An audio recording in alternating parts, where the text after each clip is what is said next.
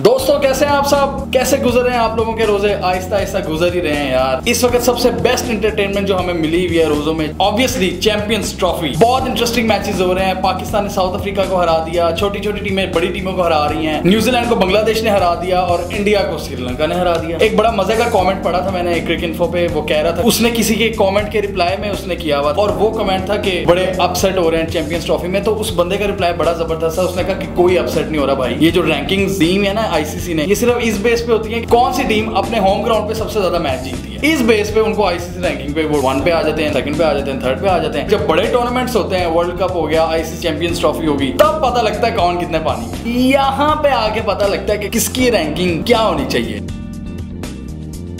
आजकल इंटरनेट पे जो सबसे हॉटेस्ट टॉपिक है पाकिस्तान में थोड़ा है, लेकिन इंडिया में इस वक्त बहुत ज्यादा ये टॉपिक छाया हुआ है। फातिमा सना शेख जो दंगल की एक्ट्रेस थी, beautiful Fatima Sana Shaikh, just uploaded a picture of her in swimsuit on Instagram, जिससे लोग पागल हो गए। स्पेशली हमारे जो मुसलमान भाई हैं उनको बहुत ज्यादा मसला हुआ, क्योंकि उन्होंने ये एतराज उठाना शुरू कर दिया कि यार आपको कम से कम रमजान का ख्याल तो करना चाहिए था। आप मुसलमान होते हुए रमजान में ऐसी पिक्चर्स अपलोड कर रही हैं, शर्म नहीं आती तुम्हें फातिमा? अब मैं इस टॉपिक पे आप लोगों की राय तो जानूंगा ही जानूंगा, आप लोगों का पॉइंट ऑफ व्यू क्या है कि उनको अपलोड करनी चाहिए थी, नहीं करनी चाहिए थी, वो भी हम करते हैं। लेकिन इससे पहले 2-3 बातें मैं कहना चाहूंगा इस सारे सिनेरियो के बारे में। रमजान का एहतराम हम सब पर फर्ज है और इसमें कोई दूसरी राय है इनके, रमजान का फर्ज हम सब मुसलमानों पर फर्ज है। अब ये भी बताता चलूं कि एक्टर्स और आम बंदों की लाइफ, मेरे और आप जैसे लोगों की लाइफ में थोड़ा सा डिफरेंस होता है। अगर वो लोग सोशल मीडिया पे ये चीजें अपलोड ना करें ना, तो उनकी बैक एंड लाइफ में भी वही कुछ चल रहा होता है। शूटिंग्स पे, बैक स्टेज पे और डिफरेंट कैंपेन के दौरान उनकी जिंदगी में यही रौला मचा होता है। थोड़ा बहुत मेरा भी इस इंडस्ट्री से ताल्लुक है।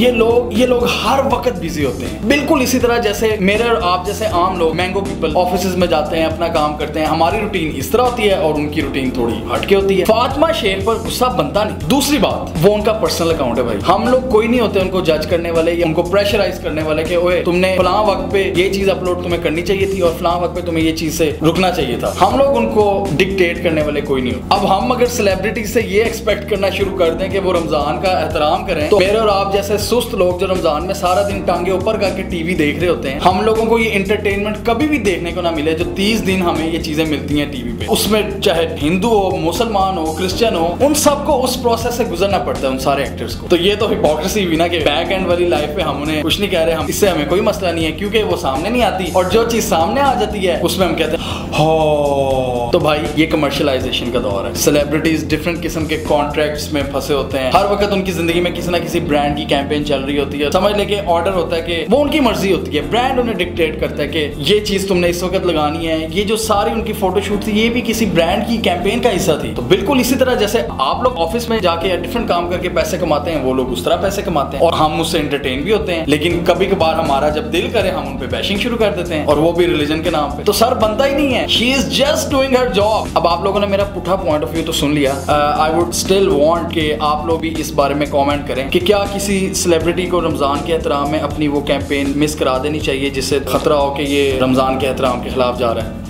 कमेंट कीजिए। हमारा YouTube चैनल भी सब्सक्राइब कर लें और साथ वो घंटी का बटन भी दबा लें ताकि सारे नोटिफिकेशंस आपको टाइम पे मिल जाएं।